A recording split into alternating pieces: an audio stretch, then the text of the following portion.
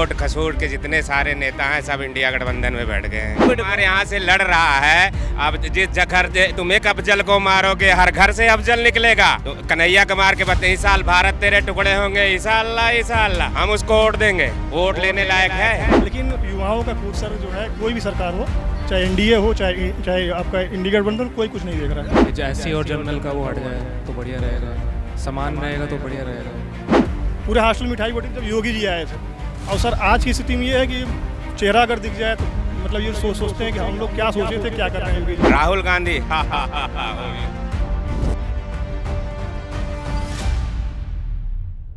देश में जैसे जैसे गर्मी बढ़ रही है वैसे चुनावी सरगर्मी भी तेज हो रही है।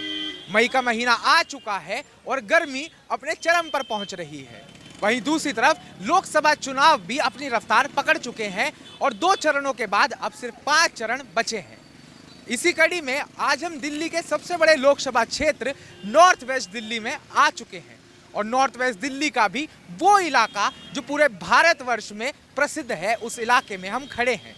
इलाके का नाम है मुखर्जी नगर। जी हाँ, ये वही मुखर्जी नगर है जहां देश भर के बच्चे आंखों में अफसर बनने का सपना लिए आते हैं और जी भरकर पढ़ाई करते हैं। तो आज उस युवा से और स्थानीय लोगों से जानने की कोशिश करेंगे कि आखिर 2024 में किसकी सरकार बन रही है और क्यों बन रही है। युवाओं के क्या मुद्दे हैं, क्या यहाँ के स्थानीय मुद्दे हैं और यहाँ की जनता इस बार किसको चुनकर लोकसभा पहुँचा रही है। तो आइए चलते हैं और कुछ लोगों से बात करते हैं। तो अभी हमारे साथ कुछ छात्र और यहाँ के स्थानीय लोग मौजूद हैं। आइए उनसे बात करते हैं और पूछते हैं कि 2024 में किसका दबदबा है और यहाँ से कौन सांसद बन रहा है या किसकी सीट निकल रही है। तो भाई जी कहाँ के रहने वाले हो? भाई मैं हूँ हरियाणा से। हरियाणा। तो यहाँ क्या तैयारी के सिलसिले में? हाँ, पढ़ रहा हूँ भाई यहाँ पे। अच्छा, पढ़ रहे हो। तो भाई 2024 का लोकसभा चुनाव आ गया, देश में किसकी हवा चल रही है? भाई कांग्रेस की। अच्छा, कांग्रेस की हवा चल रही है। तो ऐसा क्या है जो इस मौजूदा सरकार में आपको बढ़िया नहीं लगा, अच्छा नहीं लगा, नजरअंदाज किया गया? जीवन ही खराब हो गया, कुछ नहीं है इस सरकार में। तो छात्रों के लिए ऐसी क्या समस्याएं उत्पन्न हुई जिसको देख के आप कह रहे हैं कि भाई जीवन ही खराब कर दिया इसने? सबसे ज़्यादा तो अग्निवीर का चल रहा सिलसिला आपको पता है भाई। अग्निवीर में एयरफोर्स, नेवी, आर्मी में किसी बच्चों का कोई 4 साल नौकरी करना नहीं चाहता। तो आप बताए सरकार बढ़िया कहाँ है? और विपक्ष की आप बात कर रहे हो, कांग्रेस तो इंडिया गठबंधन में है, वे अपना कप्तान नहीं डिसाइड कर पा रहे। कप्तान डिसाइड हो जाएगा, राहुल है, चल रहा है, सीख रहा है, बढ़ जाए कप्तानी। कोई जरूरी कोई कि आज ही कप्तान बनना जरूरी है? यहाँ तो दिल्ली में ही कांग्रेस में मतभेद हो गए। प्रदेश अध्यक्ष ने इस्तीफा दे दिया है बोल के कि भैया कन्हैया कुमार को पैराशूट कैंडिडेट बना के यहाँ लॉन्च कर दिया। अरे भैया ऐसा कुछ नहीं है, कांग्रेस मतभेद नहीं है, ये चुनाव जीतने के तरीके हैं, मतभेदों वाली बात नहीं है भाई। तो आने वाली सरकार से आपकी क्या मांगे हैं, क्या उम्मीद है, चाहे जिसकी भी आए? उम्मीद कुछ नहीं है भाई, बच्चों का सोल्यूशन कर दे सरकार है। ये जो अग्निवीर वाला सिस्टम इसको ख़त्म करे और बच्चों का भविष्य सुधारे, बस यही चाहिए हमें, और क्या चाहिए। मोदी सरकार तो कह रही है हमने कई योजनाएं लेके आए हैं छात्रों के लिए, अगर छात्र एंटरप्रेन्योर बनना चाहता है तो उसके लिए भी हम पैसा दे रहे हैं। मोदी जी ये कह रहे हैं तो मोदी जी कहिए कि कौन कौन सी योजनाएं ला रखी है बच्चों के लिए, उसमें किस किस बच्चे के साथ ये चीज़ें हो रही हैं जिसमें अच्छाई सबसे ज़्यादा बच्चों को मिल रही है। सब बुराइयां ही लग रही है मेरे ध्यान से। बच्चे नशे की आदत में डले पड़े हैं, कोई तैयारी के लिए कोई बच्चा नहीं आ रहा, पढ़ने में इच्छुक नहीं है। भाई मिडिल क्लास के जो भी बच्चे होते हैं वो एयरफोर्स, नेवी इसी में जाते 12th करते ही। अब वो बच्चे कहाँ गए भैया? है ही नहीं मार्केट में पढ़ने के लिए, सब नशे में टूटे पड़े हैं। बताइए कहाँ से चीज़ें हो रही हैं? आप कह रहे हैं नशे की समस्या बहुत बड़ी है और उस पर भी ध्यान नहीं दिया जा रहा? जी नहीं दिया जा रहा।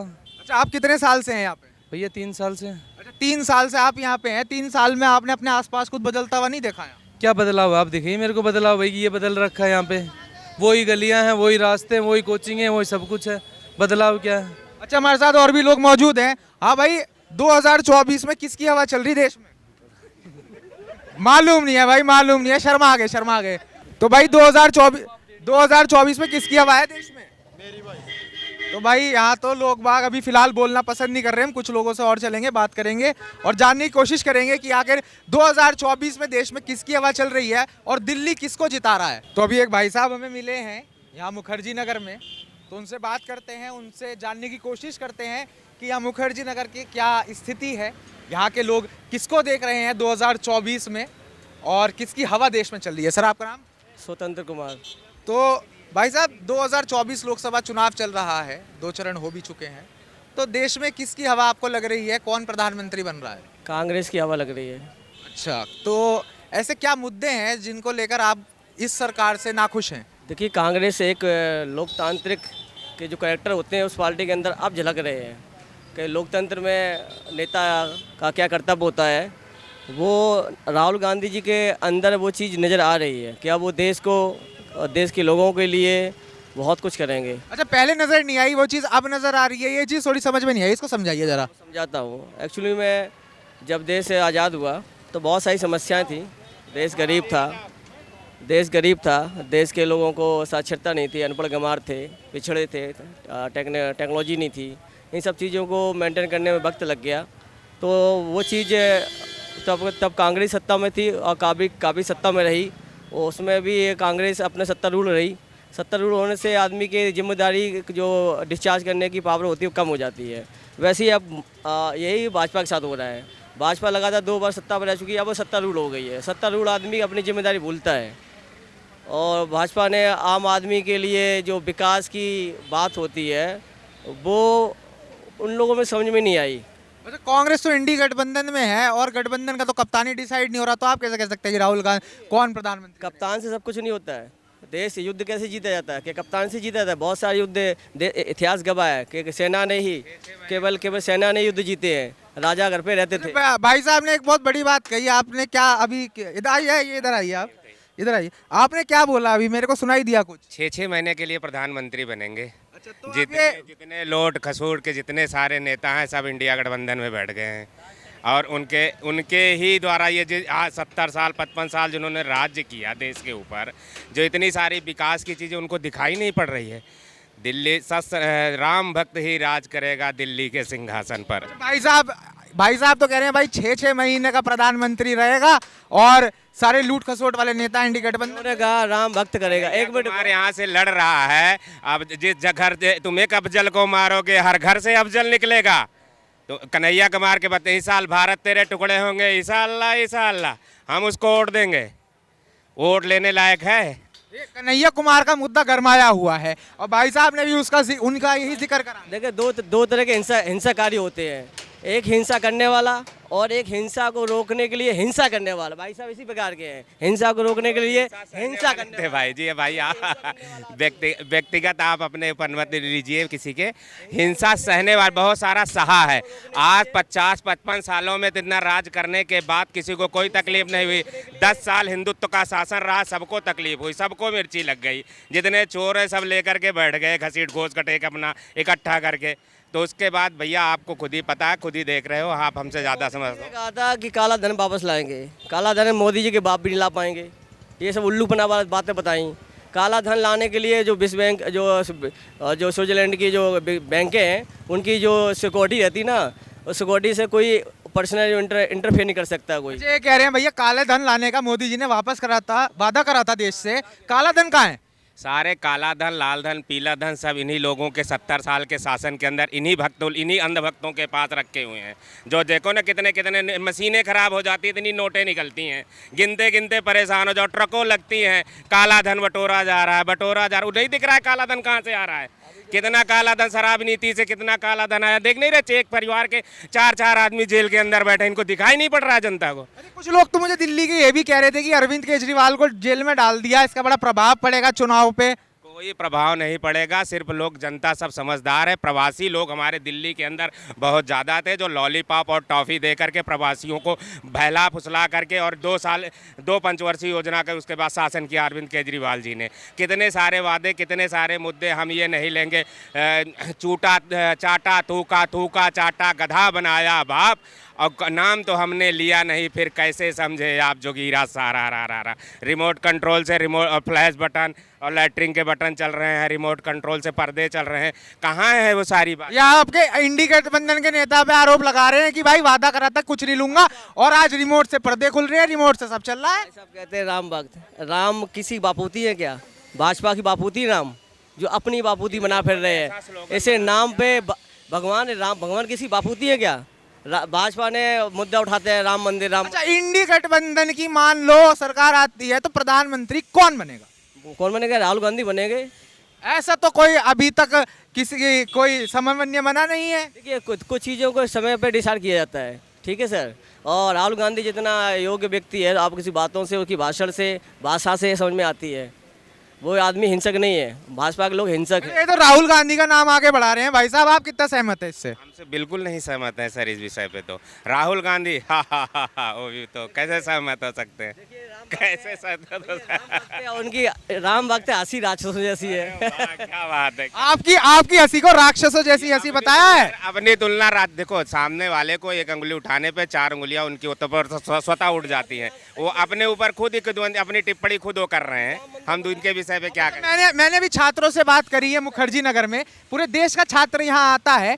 छात्रों की कुछ समस्याएं हैं कि यार महंगाई बहुत है, एक महंगाई बढ़ गई है, तो इसको लेकर आप क्या टिप्पणी करना चाहेंगे? ये कहना चाहते हैं सनातन धर्म को बने हुए कितने हमारा सबका आदि मानव जब हम लोग पैदा हुए हैं, मनु और शत्रुपा की संतान है हम मनुष्य लोग। जब से मनु और शत्रुपा सनातन धर्म का स्थापना हुई है, आज तक हमें तो नहीं समझ में आता सर कि उसके बाद कोई भी हमारे सनातन धर्म का समझ रहा हो, कोई भी हमारे चीज़ों को देखा हो, राम का शब्द लिया हो। जी आप बताइए। इनसे बात पूछना चाहता हूँ, ये सनातन धर्म की बात करते हैं, इनसे पूछा जाए सनातन धर्म अपनाने वाले, मानने वाले कहाँ से आए? घुसपैठिया ये आर्य लोग थे, आर्य लोग संस्कृत बोलते थे, उनकी भाषा संस्कृत थी, वे घुसपैठिया बाहर से आए थे। यहाँ पे सिंधु घाटी सभ्यता थी, यहाँ के स्थायी लोग भारतीय थे, उन लोगों से युद्ध हुए, मार डाला गया। आर्य लोग जो संस्कृत बोलते हैं, जो संस्कृत को समर्थन देते हैं, वे सब घुसपैठिया है। चलिए भाई साहब से बात करेंगे। भाई साहब आए हमारे पास। 2024 का लोकसभा चुनाव चल रहा है, आप जानते हैं देश में, तो आपके अनुसार देश में किसकी हवा चल रही है और कौन प्रधानमंत्री बन रहा है? सर मैं ये कहना चाहता हूँ, only I support for Modi, only for BJP. Modi is the one most powerful leader in this country. अभी 77 आपने देखा, उसका सर्वे हुआ है, इंस्टा पे हुआ है, यूट्यूब चैनलों पे हुआ, जो सोशल मीडिया प्लेटफॉर्म 77% पूरे वर्ल्ड में नंबर 1 उसके फॉलोअर हैं। अभी आपने देखा। फॉलोवर होने से क्या भारत की गरीबी दूर हो जाएगी? सवाल महंगाई और गरीबी पे कर रहे हैं। जो काम करने वाला बंदा है, आपने देखा स्टार्टअप इंडिया चला है ना, स्कीम चली है ना, करने वाले लोग काम कर रहे हैं। कोई इन्फ्लेशन नहीं है, कोई भी गवर्नमेंट आए, क्या विदेशों में नहीं महंगाई है? आप देख लीजिए, फॉरेन कंट्रीज में महंगाई है। Listen to me, let me speak first, don't disturb me my dear, you have already given. आप बोलिए। हाँ, मैं कह रहा हूँ कि इन्फ्लेशन, ठीक है, कोई नहीं, पर्सनल व्यक्तिगत नहीं। मैं ये कह रहा हूँ कि दरअसल इन्फ्लेशन कोई भी गवर्नमेंट है, इन्फ्लेशन रहेगी, इन्फ्लेशन कभी नहीं खत्म। लेकिन स्टार्टअप इंडिया, स्किल इंडिया चली। मोदी जी ने 2 करोड़ आप इधर आ जाइए। अच्छा, मोदी जी ने एक लिसन, डॉली चावला भी देखा, स्किल इंडिया है ना, कोई वेल एजुकेटेड बंदा है नहीं है, लेस देन एजुकेटेड है, लेकिन स्किल इंडिया। और आपने देखा स्टार्टअप इंडिया, उसने चाय बेचकर कहाँ से कहाँ पहुँच गया, MBA चाय वाला पहुँच गया। कितने लोग यहाँ देख लीजिए कार्ट लगा रहे हैं, अपना बिजनेस करना, अपना परिवार चलाएं, अपने बच्चों को अच्छे से पढ़ा रहे हैं। तो स्टार्टअप इंडिया शुरू कीजिए। अच्छा, मोदी जी सरकार में आए थे तो मोदी जी ने कहा था हम 2 करोड़ रोजगार प्रदान करेंगे, वो 2 करोड़ रोजगार का क्या हुआ? या 2 करोड़ अब की गवर्नमेंट, हमारा अभी 1 डिकेड्स हुआ है ना, अभी 10 साल बीते हैं, अब की मोदी फिर आएगा।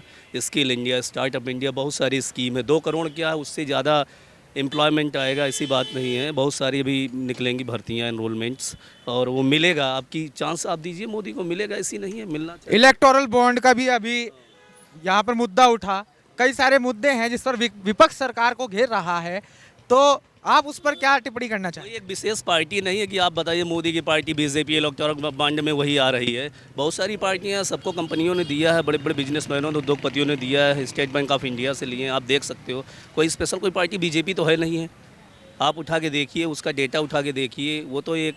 पर सबसे ज़्यादा तो सर बीजेपी के पास ही आया ना।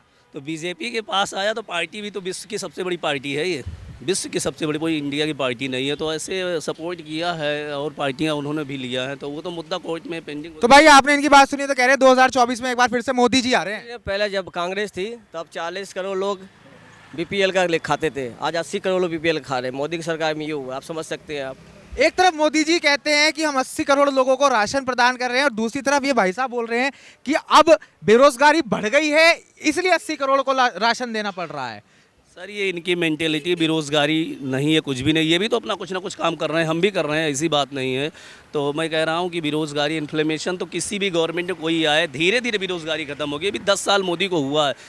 हमारी पॉपुलेशन देख रहे हो, ओवर पॉपुलेशन है, पॉपुलेशन आधिक के पॉपुलेशन पर डे टू डे हमारी पॉपुलेशन बढ़ती है। चाइना भी पीछे हो गया, उसको इसने सरपास कर दिया। चाइना को 1.50 के आसपास हो गई हमारी, 1 करोड़ 40 लाख के ऊपर, 1 अरब 40 करोड़ के ऊपर हो गई आबादी। पॉपुलेशन भी कंट्रोल किया जाए, बेरोजगारी खत्म हो रही है, ऐसी बात नहीं। लोगों के वेल मुखर्जी नगर में आपको कितना समय हो गया? अरे मैं तो बहुत दिन से रहा हूँ। मुखर्जी नगर की क्या समस्याएं हैं? मुखर्जी नगर की कोई समस्याएं हैं आपके हिसाब से? नहीं, देखो ये एजुकेशन हब है, आप देख रहे हैं यहाँ IAS IPS और वनडे एग्ज़ाम के बच्चे आते पढ़ने हैं। यहाँ तो लोग वैसे वेल हाईली क्वालिफाइड हैं, जो यहाँ लोकल के रेसिडेंट्स हैं उनको तो यहाँ कोई समस्या है नहीं है। बाकी बिजली पानी सड़क ये जो है बेसिक स्ट्रक्चर है, ये तो हर जगह समस्या है। तो भाई मुखर्जी नगर में आप भी कई साल से हैं, मुखर्जी नगर की कुछ समस्याएं हैं? देखिए समस्या देख रहे हैं रोड पे, आप सामने देख लीजिए क्या है प्रशासन, आधी सड़क घेरे पड़े हुए हैं। अतिक्रमण है आप कह रहे हैं? क्या और क्या, अतिक्रमण तो है ही। और लोग फॉर्मेलिटी के लिए आती है, का नाम है वो का नाम नगर निगम, तब थोड़ा हटा लेते हैं। ये वहाँ तक सरकार की प्रॉपर्टी है, कब से अतिक्रमण की समस्या है। बाकी बाकी बाकी बाकी एग्जाम्पल दिया ओनली, ठीक है। अब भाई साहब कह रहे हैं इन्फ्लेशन की बात कर रहे हैं और GDP की बात कर रहे हैं। भारत के 100% में से 20% लोगों के पास 80% पैसा है, बाकी 80% लोगों के पास 20% पैसा है। इन्फ्लेशन और GDP तो डाटा है। एक गांव में 100 लोग रहते हैं, इसकी 20 लोगों के पास 80% पैसा है और 80% के पास 20 पैसा है, तो क्या है ये समानता? तो कांग्रेस ने कहा कि भाई अगर हम सरकार में आते हैं तो हम जो पैतृक संपत्ति है उस पर भी कर लगा देंगे। क्या आपको सुनने में आई? मैं सुना हूँ उनके जो गुरु हैं पित्रोदा जी हैं, सैम पित्रोदा जी हैं, इस समय भी विदेश में बैठे हुए। उन्होंने कहा कि जो लोग इनहेरिटेंस की जो प्रॉपर्टी है, पैतृक प्रॉपर्टी है, जो बस विरासत की प्रॉपर्टी है, उस पर लगाना चाहिए। मैं तो ये नहीं मानता हूँ, क्योंकि उसने हार्ड वर्क करके उसको कमाया है, उस पर क्यों टैक्स लगाया जाए? This is not suitable, this is unsuitable. मैं ये कह, और दूसरी बात इन्होंने अभी कहा इंक्रोचमेंट की बात है, ये दिल्ली गवर्नमेंट की देन है, बीजेपी गवर्नमेंट की नहीं। बीजेपी यहाँ नहीं, ये दिल्ली गवर्नमेंट, अरविंद केजरीवाल की जो आम आदमी पार्टी है, उसकी वजह से ये रेहड़ी पटरी जो लग रही हैं, लोग बीच में ट्रैफिक, उसके लिए अच्छी पार्किंग व्यवस्था करनी चाहिए। उसके लिए MCD जो है यहाँ की लोकल बॉडी है, वो इसके लिए रिस्पॉन्सिबल है, बीजेपी नहीं। अच्छा, कांग्रेस ने पुश्तैनी संपत्ति पे कर लगाने की बात करी है, सहमत हैं? अच्छा है, संविधान के मौलिक नीति। ये कह रहे हैं किसी ने अपनी मेहनत से कमाया, आप उसको बांट देंगे। मैं बता दूं, संविधान का भाग 4 जो नीति निर्देशक तत्व है, उसमें साफ साफ कहा गया है कि सरकार लोगों के कल्याण के हित में आर्थिक समानता लाने का प्रयास करेगी। भाजपा सिर्फ आर्थिक असमानता लाई है।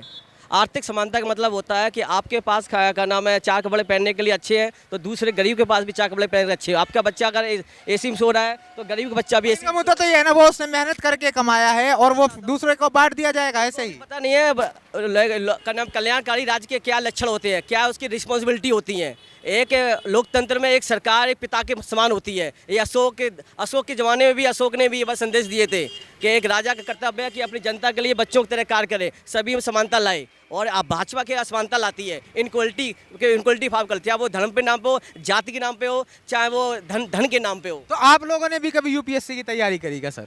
अभी इन्होंने की होगी, बता रहे, कह रहे वो कर रखे हैं। मैंने की है, हाँ मैंने की है, ठीक है। मौलिक भाग 4 में साफ साफ कहा गया नीति निर्देशक तत्वों में कि राज्य का क्या क्या कर्तव्य हो गया, उन कर्तव्यों को कभी भी फॉलो नहीं किया गया, ना कभी उनके आधार में नीतियाँ बनाई गई हैं। ये तो अच्छा, अगर आपके हिसाब से अगर इंडी गठबंधन जीतता है या कोई कुछ या भाजपा जीतती है, जैसे कांग्रेस ने बोला है कि भारत की जितनी भी महिलाएं हैं ऑल इंडिया में जो घर में काम करती हैं, उनको हर महीना 8,500 रुपये दिया जाएगा। ये भी नीति निर्देशक तत्व में कहा गया, महिलाओं के लिए जो घर में कार्य करती है उनके लिए कुछ ना कुछ सरकार कार्य करे जिससे वो अर्थव्यवस्था में जुड़े। तो एक कांग्रेस का ये मैनिफेस्टो में सबसे पहला ये बात आई है कि भारत की प्रत्येक महिला को। अच्छा ठीक है, अब मेरा सवाल आपसे, आप मुखर्जी नगर में रहते हैं, आप पूरे दिन आप युवाओं को देखते हैं, छात्रों को देखते हैं, तो आने वाली सरकार कोई भी हो, चाहे फिर वो भाजपा की हो या इंडिया गठबंधन की हो, छात्रों के लिए, छात्रों के हित के लिए सरकार को क्या करना चाहिए? ये बात मैं आप सबसे जानना चाहूंगा। छात्रों के हित के लिए कांग्रेस ने मैनिफेस्टो बात रखी है कि जो भी ग्रेजुएट हो चुका है उसके लिए अपरेंटिस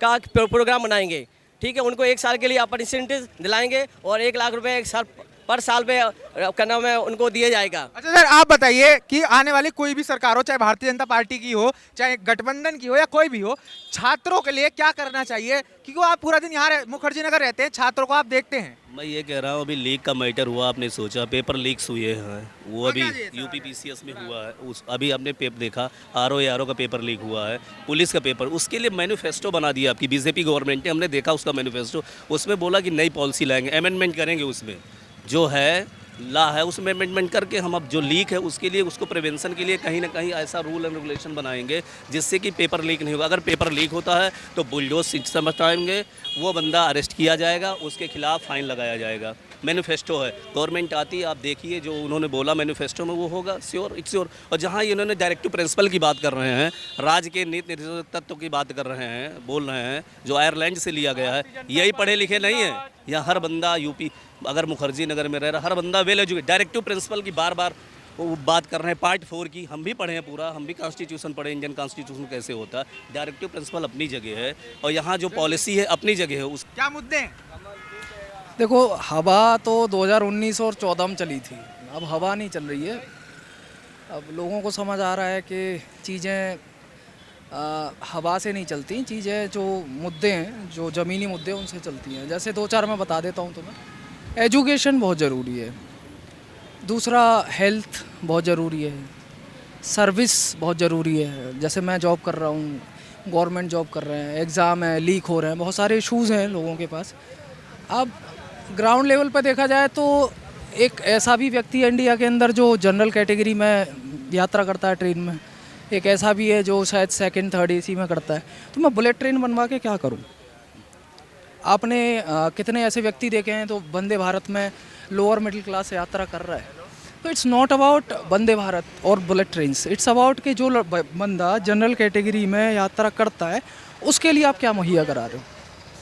आप मुखर्जी नगर ही ले लीजिए, यहाँ 40 लाख लगभग लोग आते हैं दिल्ली में हर साल तैयारी करने यूपीएससी की। 40 लाख लोग अगर यूपीएससी नहीं क्रैक कर पा रहे हैं तो बैकअप क्या है? एज अ गवर्नमेंट सेक्टर और अ प्राइवेट सेक्टर। रिसेशन चल रहे हैं, कितनी प्राइवेट कंपनी है, इन्फोसिस है, विप्रो है, दुनिया भर की कंपनी है, 25 हज़ार एम्प्लॉय को वैसे निकाल रही है यार, उनका बैकअप क्या है?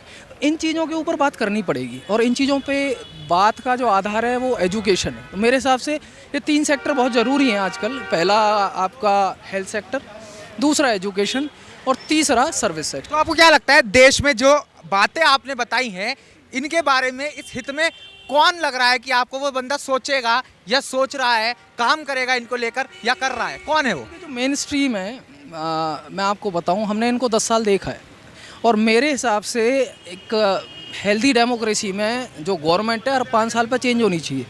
It's not about Congress, it's not about the BJP और द क्षेत्रीय पार्टी जितनी भी है। इट्स ऑलवेज अबाउट कि हम 5 साल में एक बार उस व्यक्ति को मौका दें, चाहे फिर वो बीजेपी है या कांग्रेस है। तो at least they guys are need to prove their self in terms of कि हम कितना लोगों के करीब जाकर उनका काम कर रहे हैं। तो चेंज होना चाहिए। I guess Congress should be an option. चलिए ठीक है। ये भारत का वो क्षेत्र है जहाँ पूरे भारतवर्ष से बच्चे आते हैं, युवा आते हैं आंखों में अफसर बनने का सपना लिए। ये वो युवा हैं जो आगे देश को चलाते हैं और ये 2024 लोकसभा चुनाव का समर है। तो आइए उन युवाओं से बात करते हैं और उनका मन टटोलने की कोशिश करते हैं, जानने की कोशिश करते हैं कि आखिर उनके मन में कौन है और 2024 में कौन देश का प्रधानमंत्री बन रहा है। तो कुछ युवा हमारे साथ हैं, बात करेंगे। एक्सक्यूज मी मैम, 2024 लोकसभा चुनाव है देश में। तो भाई 2024 का लोकसभा चुनाव है देश में और कौन प्रधानमंत्री आप बनता देख रहे हैं और युवाओं के क्या मुद्दे हैं, कुछ इस पर बताइए। देखिए, यहाँ पर जैसे इस इलाके में ज़्यादातर पढ़े लिखे छात्र हैं, तो यहाँ पर बेरोजगारी का मुद्दा ज़्यादा देखा जा रहा है। पूरे भारत में देखा जाए तो आप कहीं ना कहीं देख सकते हैं कि राम मंदिर के ऊपर लोग वोट कर रहे हैं या फिर मोदी जी का चेहरा देखकर वोट कर रहे हैं। तो अपने अपने क्षेत्र के हिसाब से, अपनी अपनी सोच के हिसाब से लोग अपने हिसाब से वोट। अच्छा, जो छात्र IAS बनने आ रहा है, IPS बनने आ रहा है, PCS करने आ रहा है, उसके लिए भी बेरोजगारी का मुद्दा है। देखिए, बेरोजगारी का मुद्दा सबके लिए है। एक व्यक्ति यहाँ पर सिर्फ IAS और IPS बनने ही लोग नहीं आ रहे हैं। देखिए, SSC CGL की तैयारी और भी एग्ज़ाम की तैयारी करने आए। तो एक बेरोजगारी का मुद्दा है कि इतनी ज़्यादा भीड़ इन सरकारी जॉब्स के लिए यहाँ पर देखी जाए। तो सरकार का कहना है कि भाई जो पढ़ा लिखा है उसके लिए पूरा रोजगार है देश में। देखिए, रोजगार सरकार या सरकार के कहने से नहीं होता। आप ऑफिशियली रिपोर्ट्स चेक करिए और आप विदेश की जो रिपोर्ट्स है, यूएन की रिपोर्ट्स है, अगर उनको देखा जाए तो वहाँ पर देखा जाए तो भारत में 50% युवा अभी बेरोजगारी की स्थिति में। चलिए, तो आपके हिसाब से कौन प्रधानमंत्री बन रहा है 2024 में? ये तो मैं बता नहीं सकता, देखते हैं आगे चल के। चलिए ठीक है, और कुछ लोग हैं, हम बात करेंगे। तो यहाँ पर भाई हैं। तो सर, 2024 लोकसभा चुनाव का समर चल रहा है, आपके हिसाब से देश में किसकी हवा है और 2024 में कौन प्रधानमंत्री बन रहा है? भैया हम सरकारी कर्मचारी नहीं बोल सकते, भाई से पूछिए। तो आप बताइए। सर हवा तो सर है, मान लीजिए एनडीए की ही, लेकिन सर स्टूडेंट के लिए कुछ नहीं हो रहा है। सर जान लीजिए बहुत निराशा का माहौल है। मैं मूलतः उत्तर प्रदेश से आता हूँ। उत्तर प्रदेश लोक सेवा आयोग की सारी वैकेंसियाँ ठप हैं और सर सरकार कुछ नहीं कर रही है। अच्छा, तो क्या है, ऐसी क्या मांगे हैं युवाओं की, स्टूडेंट्स की आने वाली सरकार से कि कुछ ऐसा किया जाए जो सहूलियत हो जाए? समय पर परीक्षा करा दें और समय परीक्षा कराएं, वैकेंसीज निकालें। ये काम नहीं हो रहा है। बाकी हम लोग कुछ नहीं चाहिए। जो राष्ट्रीय मुद्दे हैं, अंतर्राष्ट्रीय मुद्दे हैं, वो तो रन करेंगे ही करेंगे, लेकिन युवाओं का कूच सर जो है, कोई भी सरकार हो, चाहे एनडीए हो, चाहे आपका इंडिया गठबंधन, कोई कुछ नहीं देख रहा है। पलड़ा किसका भारी है, एनडीए का या गठबंधन का? सर अभी जो चीज़ें हम लोग देख रहे हैं, एनडीए ही दिख रहा है उसमें, और हम लोग कुछ कर भी नहीं सकते हैं। क्यों, आप क्यों नहीं कुछ कर सकते? सर हम लोग संख्या, हम लोग सर 2% 2.5% लोग हैं पूरे इंडिया में। कोई पूछने वाला नहीं हम लोगों को, मतलब मास। हमसे आपका मतलब क्या? छात्रों से नहीं, सरकार की बात हो रही है। हम लोग 2 से 2.5% लोग हैं, स्टूडेंट जो हैं, जो प्रिपरेशन कर रहे हैं, कोई भी कंपटीशन दे रहे हैं, 2-2.5% है। कौन पूछेगा सर उनको? सर हम लोग घर वालों से कहते हैं, घर वाले घर ही आते हैं हमको कि तुम लोग जो कह रहे हो वो जेन्युइन नहीं है। अच्छा, मुखर्जी नगर की क्या समस्या है? सर मुखर्जी नगर सबसे बड़ी समस्या सर रेंट की। मकान मालिक हर 6 महीना में, हर 4 महीना में 500-1000 रुपये बढ़ा दे रहा है। सर मेरे रूम का रेंट मान लीजिए 8000 आज है, 6 महीने बाद मैं 8500 दूंगा, उसके 6 महीने बाद 9000 दूंगा। सबसे बड़ी समस्या है। जेब पर भार बढ़ते जा रहा है। और घर से पैसा कमा रहा है। अब थोड़ा समय बीत रहा है हम लोगों का, तो घर से पैसा भी कमा रहा है। आने वाली सरकार से ये 2-3 मांगे सर मांगे सर हम लोग बहुत समय से रखते आ रहे हैं जो है, लेकिन सर कोई ना सुन रहा है ना सुनेगा। सर बहुत सर भयंकर निराशा है। अब सर कुछ तो इतनी उदासीनता क्यों आ गई है कि ना कोई सुन रहा है ना कोई सुनेगा? सर हम लोग पिछले 6 सालों से देख रहे हैं। जब जैसे सर मैं अगर यूपी का कंटेस्ट लूँ, योगी जी जब आए थे मतलब फर्स्ट टर्म, सर बहुत उम्मीदें थी सर। हम लोग यहाँ तक सर मैं इलाहाबाद विश्वविद्यालय से सर हम लोग वहाँ पे अपने हॉस्टल मिठाई बांटे थे, पूरे हॉस्टल मिठाई बांटी जब योगी जी आए थे। और सर आज की स्थिति में ये है कि चेहरा अगर दिख जाए तो मतलब ये सोचते हैं कि हम लोग क्या सोचे थे, क्या कर रहे हैं योगी जी। सर लोक सेवा आयोग साल भर पीछे चला गया है। वहाँ परीक्षा आउट हुआ, आर का परीक्षा आउट हुआ, उसके बाद ये लोग सर पूरा इनका कैलेंडर पूरा वो हो गया है। अब सर ये स्थिति है कि पीसीएस और आर का एग्ज़ाम कब होगा किसी को नहीं पता है। सर मैं अभी 4 दिन पहले इलाहाबाद से आया हूँ। इलाहाबाद में सर स्थिति ये थी कि सर जो वहाँ की डेलीगेसीज हैं, जैसे गोविंदपुर है, सोलौरी है, सर हम लोग मित्र वगैरह रहते हैं। सर मैं गया हूँ जिस लॉज में मैं गया था, जो छोटा हॉस्टल लॉज होता है, प्राइवेट लॉज, सर कमरे खाली हो गए। नहीं इलाहाबाद सर कमरे नहीं मिलते थे। मेरा लड़के पलायन कर रहे हैं। अब जैसे कोई परीक्षा है नहीं, घर वाले पैसा दे नहीं रहे हैं, तो बच्चे घर भाग जा रहे हैं कि जब परीक्षा आएगा तो फिर आ जाएंगे। रोजगार की समस्या फिलहाल सबसे प्रमुख समस्या आपको नजर आती है? सर जैसे अभी आपने एक यहाँ बंधु खड़े थे, आपने कहा कि सरकार जो बहुत सारे फील्डों में नौकरी दे रही है। सर लेकिन हम लोग का एजुकेशन उस स्तर का नहीं हुआ है जो आप जिस फील्ड की बात कर रहे हैं कि प्राइवेट सेक्टर में जॉब। सर हम लोग प्योर हिंदी मीडियम, प्योर देसी स्कूल में पढ़े हुए हैं और प्योर सर जो है आर्ट्स है। मतलब ये हम लोग के पास स्किल नहीं है एजुकेशन, ना हम लोग ने बीटेक किया है ना एमबीए किया है। सर भारत का लगभग 80-85% यूथ जो है वो नॉन स्किल्ड एजुकेशन से एजुकेट हुआ है। तो सर वो कहाँ जाएगा? यदि आप सरकारी नौकरियों को बंद कर देंगे तो आप हम लोग को टेकन ग्रांटेड ले लिए हैं। हम लोग इस देश के जो है 2 दर्जे के नागरिक हैं। केवल इस देश का नागरिक वही बच्चा है जो बीटेक किया हो, किसी अच्छे इंस्टीट्यूट से किया हो, या फिर एमबीए किया हो, या फिर वो मेडिकल किया हो, वो जाएगा यूपीएससी देगा। हम लोग वहाँ से भगा दिए गए यूपीएससी से भी। आज स्थिति है कि नॉर्मल एजुकेट जो ग्रेजुएशन किया हो, पीजी किया हो, कोई नहीं पूछने वाला सर उसको। अच्छा, तो ये सब ठीक कौन करेगा? क्या लगता है कि ये व्यक्ति, मुझे ऐसा लगता है कि ये कुछ कर सकता है, कुछ ठीक कर सकता है? सर अभी जो सिचुएशन है सर, मोदी जी थोड़ा बहुत दिखते थे पहले, अब उनकी क्या मजबूरी सर मैं अब वो विश्लेषण नहीं कर पाऊंगा, क्योंकि मैं सर काफी उम्मीदें थी मोदी जी। बहुत सर आज भी उम्मीदें हैं, लेकिन अब वो लोग ध्यान नहीं दे रहे हैं। सर क्या बोलें इस पर बताइए। तो गुहार है कि थोड़ा ध्यान हम पे भी दीजिए। सर गुहार ही कर सकते हैं मोदी जी से, क्योंकि उनके अलावा कोई दिख नहीं रहा अभी फिलहाल की जो भारत का सिनेरियो है। खैर मोदी जी बहुत फील्ड में अच्छा भी कर रहे हैं और हम लोगों को देखने में अच्छा भी लगता है। बस हम लोगों को थोड़ा ध्यान दे दें एक बार। अब विशेष करके मैं योगी जी की बात करूँगा। नो डाउट मतलब बहुत अनिश्चित सीएम है यूपी के। हमको सर जो मैं समझता हूँ, दरअसल सर मैं सिविल सर्विस का स्टूडेंट हूँ, हम लोग पढ़ते रहते हैं, जो मतलब पुराने जो लीडर यूपी के हो चुके हैं सबके बारे में पढ़ा गया है सर। अभी तक देखा जाए सर, कमोबेश सबसे ईमानदार सीएम माने जाएंगे, लेकिन सर वो स्टूडेंटों पर सर ध्यान नहीं दे रहे हैं सर। क्या उनकी सर मजबूरियाँ हैं मतलब योगी जी की, सर अब वही जान सकते हैं। चलिए, आपकी बात वहां तक पहुंचाने का हमारी तरफ से पूरा प्रयत्न रहेगा। यही कहूँगा सर, हम लोग सर प्योर सर गांव से बिलोंग करने वाले बच्चे हैं सर। किसी तरह यहाँ जैसे मैं मतलब केवल अपनी बात नहीं कर रहा हूँ सर, मैं इलाहाबाद में भी मतलब लगभग 4-5 साल रहा हूँ, यहाँ भी रहा हूँ सर। हर बच्चे की सर स्थिति उतनी अच्छी नहीं है, घर वाले पैसा दे रहे हैं तो बस इसी उम्मीद में कि सर हम लोग यदि यहाँ सफल नहीं हुए, नौकरी नहीं मिली, वो सरकारी नौकरी जो हम लोग ट्यूशन कर रहे हैं सर, कुछ नहीं कर पाएंगे क्योंकि हम लोग स्किल्ड एजुकेशन नहीं पाए हैं। नॉर्मल ग्रेजुएशन किए हैं मतलब किसी भी मतलब विश्वविद्यालय से जहाँ से भी रहे हों। अगर आप जो एक हमको अवसर मिलता था, जैसे लोक सेवा आयोग से पीसीएस वैकेंसी आती थी, लोअर की आती थी, आरओ की आती थी। आरओ की वैकेंसी चली गई समिति वहाँ पे जो ये लखनऊ वाला आयोग है, तो सर वो गया, केवल आरओ बचा और पीसीएस बचा। सर हम लोग क्या करेंगे बताइए, वो भी पीसीएस का पता नहीं कब होना है कब नहीं होना है। पेपर आउट हो जा रहा है सर लगातार, हर पेपर चाहे यूपी का हो, चाहे बिहार का हो, झारखंड, छत्तीसगढ़, हर स्टेट का सर वही हाल है सर। यहाँ तक सुनने में आता है कि जो आपका सीबीएसई वगैरह है इनका पेपर आउट हो रहा है, सीटेट वगैरह, इसका नेट का पेपर आउट हो जाता है सर। बच्चे कहाँ जाएंगे बताइए? ना तो सर हमारे पास इतना पैसा है कि मतलब कोई बिजनेस कर लें हम लोग, और सर ये जो पॉपुलेशन है सर बहुत ज़्यादा है सर। मैं सर केवल एक व्यक्ति की बात नहीं कर रहा हूँ, मैं स्वयं की बात नहीं कर रहा हूँ, मैं सर एक मास की बात कर रहा हूँ। स्टूडेंट और एक यूथ की तरफ से आपने ये बातें जो रखी हैं, हम पूरी कोशिश करेंगे ये बातें आपकी पहुँचे। सर मोदी जी से तो सर जो मतलब बहुत उम्मीदें हैं, बस एक बार इस पर ध्यान दे दें। खैर उन्होंने अभी पिछले सत्र में जो ये था क्या नाम, संसद का सत्र था, ये आपका बजट सत्र जो है वहाँ पे परीक्षा रोकने के लिए बिल भी लाया है। लेकिन सर अब स्टेट भी सर लाए, उस पर कुछ अच्छा करे जिससे कि परीक्षा जो भी आउट कराए सर बहुत जो मतलब कठोरतम कार्रवाई की जाए सर। क्योंकि जो है एक सर यूथ का सर जो वो कैरियर है सर जो है क्या बोलें सर उसका। चलिए, बहुत बहुत धन्यवाद हमसे बात करने के लिए। यहाँ पे हमारे साथ और भी लोग मौजूद हैं, उनसे बात करेंगे। तो भाई चाय की चुस्की चल रही है, अपना शाम का वक्त है। कोचिंग से आ रहे हो, कोचिंग जा रहे हो? कोचिंग से आ रहे हो। अच्छा, कोचिंग से आ रहे हो। तो भाई 2024 लोकसभा का चुनाव चल रहा है देश में, पता ही होगा आपको। किसकी हवा चल रही है, कौन प्रधानमंत्री आपको बनता दिख रहा है और क्या मांगे हैं? हमें तो बीजेपी लग रही है जहाँ तक दिख रहा है। तो क्या मांगे हैं आने वाली सरकार से कि स्टूडेंट के लिए कर दे कुछ? थोड़ा रिलैक्सेशन मिल जाए तो सही रहेगा। ये जो एससी और जनरल का वो हट जाए तो बढ़िया रहेगा, समान रहेगा तो बढ़िया रहेगा। अच्छा, तो रिजर्वेशन पे कुछ बात कर रहे हैं, उससे क्या समस्या है आपके सामने आ रही?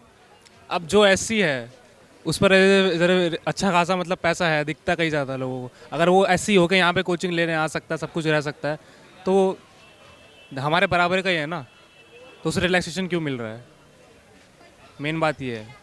हम जनरल लोग के हाई कट ऑफ इतनी जाती है, एक एक नंबर से हम रह जाते हैं, हमें पता है क्या बीतती है हम पर। तो आने वाले सरकार से क्या उम्मीदें हैं, क्या मांगे हैं आपकी? अपनी मुखर्जी नगर में आपके सामने क्या क्या समस्याएं हैं? मुखर्जी नगर में तो फिलहाल तो कोई नहीं है, वो इससे पूछो, वो ही रहता है यहाँ पर है। अच्छा, तो भाई रह रहे हो यहाँ पे, कितने समय से हो? अभी तो कुछ ही दिन हुआ है, लेकिन दिल्ली में पहले से रह रहा हूँ। अच्छा, यूपीएससी की तैयारी कर रहे हो? नहीं, एसएससी सीजीएल की कर रहा हूँ। एसएससी सीजीएल की कर रहे हो। क्या उम्मीदें हैं आने वाली सरकार से, किसकी सरकार बना रहे हो इस बार?